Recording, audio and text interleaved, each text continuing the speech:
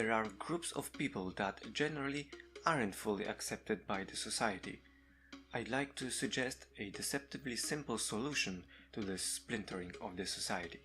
Looking around, you may find many separated groups of people that are strongly connected within, but aren't very much interacting with people outside of their groups in positive ways. In fact, most people don't accept these groups or don't see their views and opinions as valid.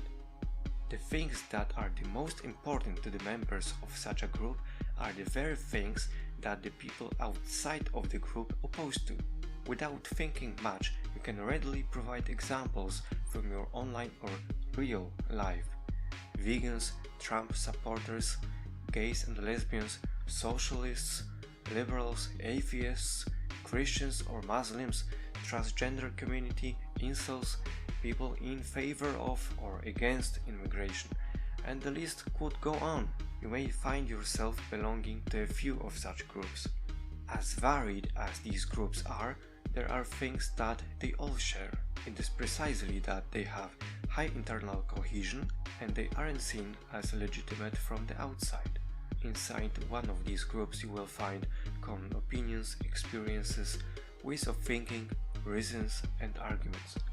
You may even find specific language structures, phrases, neologisms used predominantly by members of a given group. What is prominent is that they will often express their disappointment of or feeling of bafflement at the complete lack of understanding of their predicament or views by the people not in the club. And I believe them. Would a meat eater still be eating animals had he truly understood the position of a vegan? Would a religious person still be a devout believer had she deeply understood the views of an atheist? Let's bring on the examination table a specific social group. This way we'll be able to focus our attention and talk about the issue at hand without constantly revolving around disconnected examples. I'll take the transgender and genderqueer community as my point of reference, as I was inspired to make this video when watching ContraPoint's The Aesthetic, which I highly recommend you to check out. The transgender community is a perfect example of the things I've already mentioned, because it is so impenetrable to most people.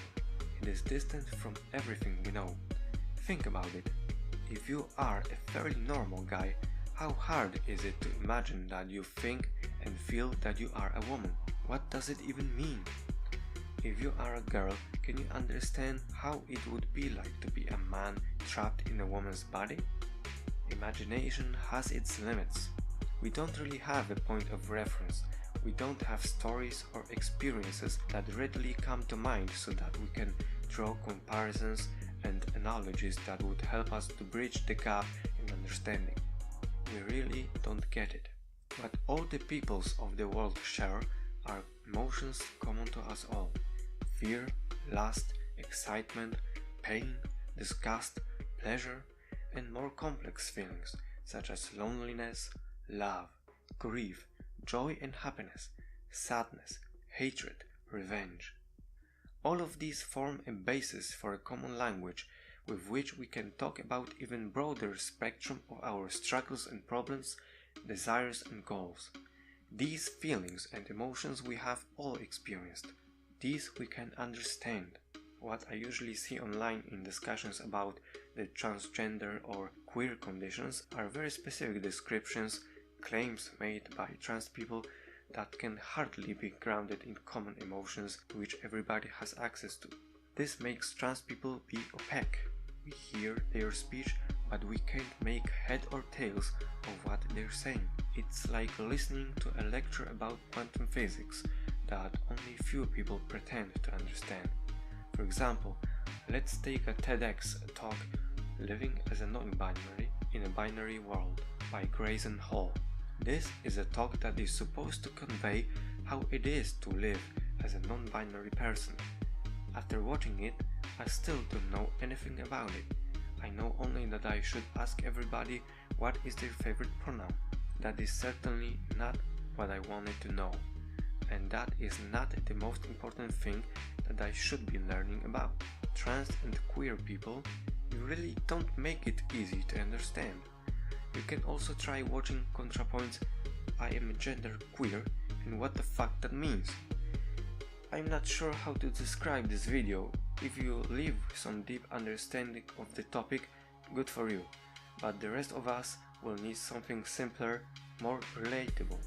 However tragic the life stories of transgender and genderqueer people are, they do a poor job of connecting with the broader society. Even high-profile podcasts do a very poor job at it. Just look at an episode Sam Harris made with Marty Hasselton titled Navigating Sex and Gender. It's of very poor quality. I even made a dedicated video about it. You will find all the links in the description, so don't worry.